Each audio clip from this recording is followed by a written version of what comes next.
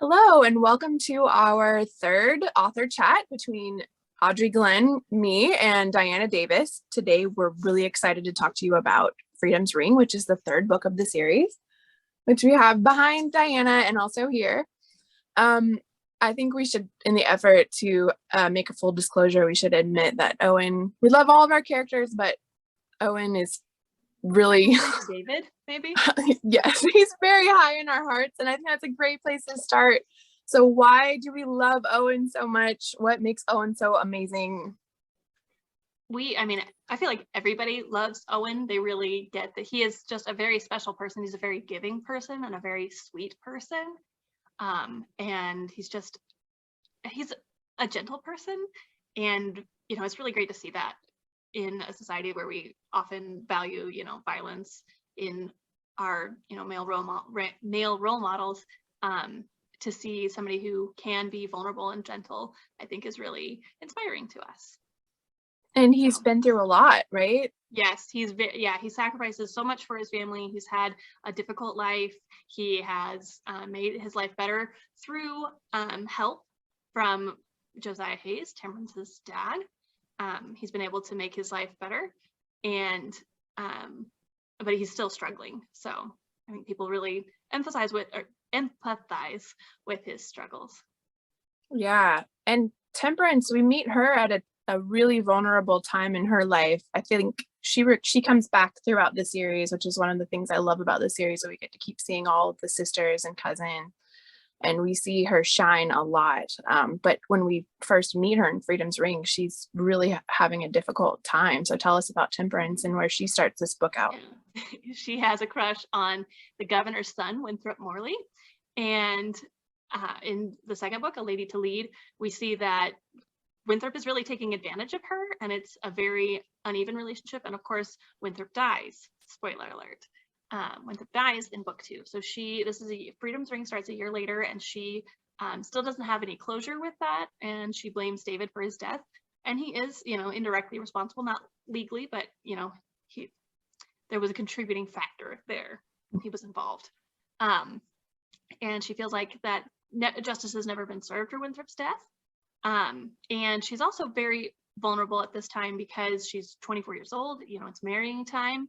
And, in this era, of course, Audrey and I were both married by that age, but that it's marrying time for her. And she knows that she needs financial security, and she's not totally sure where to get it now that her main avenue for that is gone. And she also, throughout the beginning of the book, discovers that Winthrop was not actually exclusively into her, and that's very painful for her as well. Yeah, which I think we identify with her emotional pain and the tumult of these relationships, and I'm sure a lot of readers do as well. Just like you said, it's marrying time, but that's just a really, I don't know, tender age for many of us as young adults, trying to figure out, our lives as young adults and figure out relationships that can be really complicated. And so Owen kind of re-enters her life. One thing they have in common is that the Hayes family was not very affluent when Temperance was younger, and she remembers those days. And I think she remembers them negatively, except for Owen. He is a really bright part of her life at that time. So when he re-enters her life, she's not eager to revisit the poverty that she experienced, but she definitely has fond memories of Owen. Tell us a little bit about how the two of them reconnect and how they set off at the start of this book. So Owen, as I mentioned, Josiah Hayes is helping Owen. He recognizes a special talent and a special spark in Owen, which we all do. And so as children, Temperance actually taught Owen how to read, and so he had that one skill. And then when he becomes a teenager, a concept they didn't have at the time, but when he is in his teenage years, Josiah again reaches out and kind of becomes a patron to him and plucks him up out of the stable where he worked, basically, and puts him through college, and then apprentices him as a lawyer. And Temperance did not know that he was working as an apprentice until the end of book 2. Like we see in the epilogue that they get to see one another. And she's kind of surprised that Owen Randolph grew up and is kind of hot. So not just kind of, Well, very handsome. And she's worked to put the past, to not think about that. But has Owen forgotten Temperance? No. Not at all. Owen has been in love with Temperance since he was 5 years old. They were 5 years old at the same age. And he has never gotten over her. And so, to have her come back into his life again, he's almost powerless he just wants to, he wants to do whatever she wants him to do. And he does believe that it will help him, eventually they'll be in a relationship. And guess what? He's right. I mean, spoiler alert, this is a romance. So what about any iconic quotes that you have for Temperance and Owen? Let's see. Temperance is, I always play to win, of course. We find out in this book that she's very into game. Well, we've referenced it in the previous books, but we get to see how she's very into games, especially games of strategy, like Fox and Geese and Nine Men Morris, and you can read more about all of those games on our blog. And so when she uses games also as a flirting technique. So she tells actually someone else that she's flirting with that she always plays to win. And then when she does win with him, she realizes it's not at all what she wants. Another one for her is, and I don't remember if she says it in this book, but she says it so often, but so one of her, trademark quotes is, well, it'll be fixed in a trice.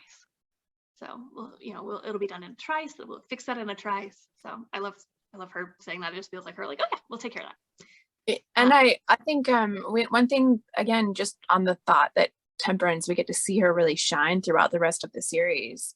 That ability of Temperance to make the best of a situation, or her just glamorous, dazzling persona, is something that her sisters really admire in her. And she does help her sisters, and she's really caring with them. Yeah, whenever they don't know what to do with a man, they're always like, I mean, to catch a man, I guess. Whenever they don't know what to do to catch a man, they always think, well, what would Temperance do? So, and ask her sometimes, or ask her how to dress her. Mm-hmm. Everyone admires her elegance and her persona, and they look up to her. Which is funny because she's also the same Enneagram type as David. So maybe we're projecting a little there. True. You can't be David. If you're a woman, maybe you want to be Temperance. Maybe not. Yeah, maybe. I think that's something definitely, people with their personality types are just wonderful, just people to admire. and then also Owen admires Temperance too, because he sees her fire and he kind of draws on that. Like he literally asks himself at times, like, what would Temperance do? I'm in a tough situation with a client who doesn't want to pay me, or isn't paying me what I'm worth. Like, what would Temperance do? And Temperance would ask for more money. So, and in a kind of cool reversal, there's a little bit of a makeover from Temperance to Owen. He has not had the advantage of all of the social training that Temperance has had and opportunities that she's had, and so she's able to help him create more of a fluent projection, I guess, to confidence and just mannerisms and polite behavior that he's able to present himself in society in a way that really helps him to build his legal practice and get more clients. And so, they're very good for each other. Did Owen's iconic quotes, and so one of his iconic quotes is, well, I could just work a little bit harder, which is, a misbelief that Audrey and I kind of share, but I can always work a little harder. I can make this happen. I could just work a little harder. And it's poignant coming from Owen because, I mean, he really did come from an impoverished background. He's done nothing but work. Like, really, you can't work any harder, honey. Right. And when he works harder, we mean he is like working without sleep to put food on the table. And so, it's not just him being a workaholic. Like, he really just wants to provide a good life for his mother and sisters, and he's been working since he was small to try and help them, and to help other people too, because one of the things that he wants to work harder at is helping other impoverished people who have trouble with the law, often in this situation. So he takes on a lot of cases for indigent people who really need him and need his services, but can't pay him, or certainly can't pay what he deserves and what he needs to live off of. And so that's just a huge tension for him, and we felt for him and love him and his goodness is definitely rewarded throughout the series, and other Yes. people see that. And that's one thing I just, again, I love about being able to tell stories in a serial format like this, is that we can see some things continue to unfold for these characters, and and they get their just rewards. we mostly good things with a few exceptions. And only when they deserve it. So I mean, mostly, and some just for historical accuracy, because nobody gets everything to go great. No, yeah, and that's something, it's a war, and difficult things do happen to these characters and their families. But and speaking of difficult times, the other iconic quote that I think of for Owen, this is a little bit of a spoiler, but you're gonna have to read to see the context, is when he has the strength to say goodbye, Temperance, and walk away from her. Yeah, and that in the end, what starts off as a crush really does end up developing into two adults who really love each other for good reason, and that's a really sweet thing to see. Why do you think they're a perfect couple for one another? Well, like I said, Owen really looks up to Temperance. He wants to borrow her fire and be a little more like her. And then for Temperance, she can appreciate how caring he is without, well, maybe not, but she can appreciate how caring he is, and she really sees that she looks beyond the outward things, which is not very much like her, but she can see who he really is because they've known each other for so long. And he does the same for her. He is able to look past, how rich she is and how rich she wants to be, and to stay, how she wants to stay financially secure, and he knows who she is underneath all that. Which is really what we all want. We want to be seen like that. Yeah, Temperance feels safe with Owen to, be her vulnerable self, which is, again, like what you just said, it's what everyone wants, and definitely what the main characters of any romance are looking for, is that chance to kind of put away the facade and be safe to reveal who they really are. And I think that's something really sweet about Temperance and Owen. And Temperance is Owen's biggest cheerleader. If we talk about iconic quotes, Temperance repeatedly she's Owen obsessed Randolph with says. Owen. Owen says. She's throughout the rest of the series, like when Patience is down, she's like, well, Owen says you're a good lawyer. Patience already knows that, but according to Owen says. Yeah, Owen's opinions and character and abilities are a huge matter of pride for Temperance. And I think it's really sweet, actually, because, Temperance is the one who's maybe a little more flashy, and Owen is very humble. And so Temperance kind of takes it upon herself to be Owen's biggest cheerleader. And Owen says, Owen's the best. So, and maybe Temperance is speaking for us there a little bit. Yes, definitely. And he well deserves all of her praise, and would never ever promote himself in that way. So that's something sweet that Owen receives from Temperance, is that she's a big fan and lets everyone else around her know that. Well, we love Freedom's Ring. I feel like it really kickstarts the stories of the Hayes sisters, as they were children and teens in the first couple of books. And now we're really getting to see their lives and emerging into adulthood and their romances. So is there anything what do you pull away from this book in particular? What do you love about it and hope that other people will enjoy? Owen, David, Owen. Always. I mean, just, aside from those, always.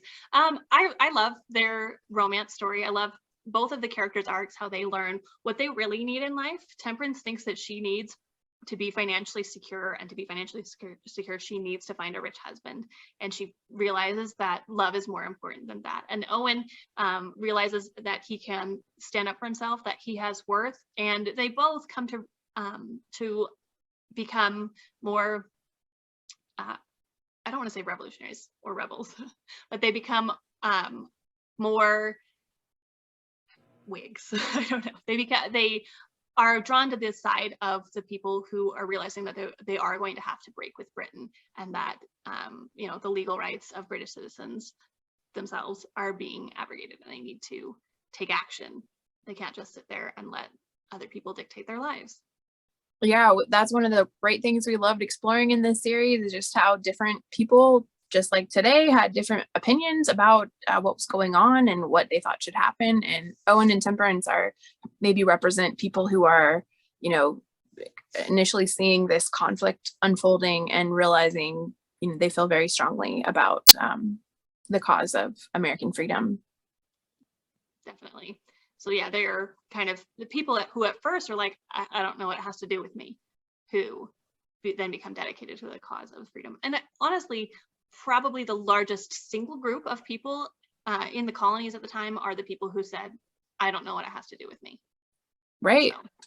They're just trying to live their lives, and, you know, pretty soon, I think the events, you know, that happened at Boston changed things for a lot of people. But initially, you know, someone working hard like Owen maybe didn't see the connection between what wealthier people who had more free time to debate these things, what did it have to do with them? Yep. And he gets to see in his clients, he sees the corruption of the legal system, and he draws the parallels between what's going on with Parliament and their laws and the way that the Crown Courts are treating people who can't afford good representation. Yeah. Well, we hope people love the book and again love the series and get to see this couple. They definitely come back in every single book, and I love the 8th book has what I think is a really sweet resolution for them. And so we hope people enjoy that. We get their, I don't know, they get their happy ending. So they get their very happy ending. So all right, well, thank you so much. Thank you.